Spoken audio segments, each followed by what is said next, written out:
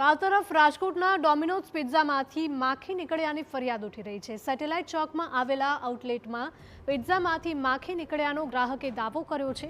ગ્રાહક પિઝા ખાઈ રહ્યા હતા અને તે જ સમયે માખી નીકળતા ફરિયાદ કરી હતી। ગ્રાહકે સમગ્ર ઘટનાનો વિડીયો પણ વાયરલ કર્યો છે। આઉટલેટના કર્મચારીએ ઉડાવ જવાબ આપ્યાનો પણ આક્ષેપ ગ્રાહકે કર્યો હતો।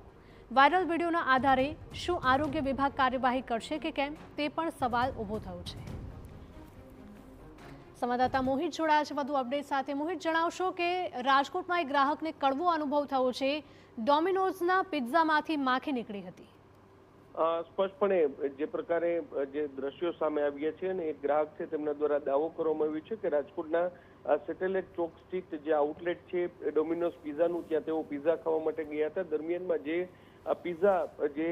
પિઝા કંપની છે તેમના દ્વારા આપવામાં આવ્યા હતા તેમાં જે માખી છે તે મળી આવી હતી। જ્યારે સમગ્ર મામલે જે હોટલના જે સંચાલકો હતા, આઉટલેટના સંચાલકો હતા, તેમને જાણ કરવામાં આવી ત્યારે તેમના દ્વારા ઉડાવ જવાબ છે તે આપવામાં આવ્યો, પરંતુ દ્રશ્યો છે તે ખૂબ જ ગંભીર પ્રકારના છે।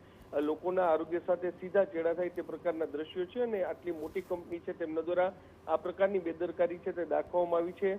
હાલમાં આ વિડીયો છે તે સોશિયલ મીડિયામાં વાયરલ થયો છે, ત્યારે જોવાનું રહેશે કે આ સમગ્ર મામલે આરોગ્ય વિભાગ છે તે કયા પ્રકારના દાવા કરે છે। રાજકોટ મહાનગરપાલિકાનું આરોગ્ય વિભાગ છે તે સતત આ પ્રકારની કામગીરી કરતા હોવાનો દાવો છે તે કરવામાં આવી રહ્યો હતો અને તેઓ અલગ અલગ જે ખાદ્ય પદાર્થો વેચતા વિક્રેતાઓની ત્યાં તપાસ કરે છે, પરંતુ જે મોટી બ્રાન્ડ છે ત્યાં જતા આરોગ્ય વિભાગના અધિકારીઓ છે તે ખચકાતા હોય તેવું અત્યારે લાગી રહ્યું છે અને એટલા માટે લોકોના સ્વાસ્થ્ય સાથે ખુલ્લેઆમ ચેડા છે તે થાય છે। ત્યારે આ વિડીયોને લઈને હવે આરોગ્ય વિભાગ કયા પ્રકારની કાર્યવાહી કરે છે તે જોવાનું રહેશે।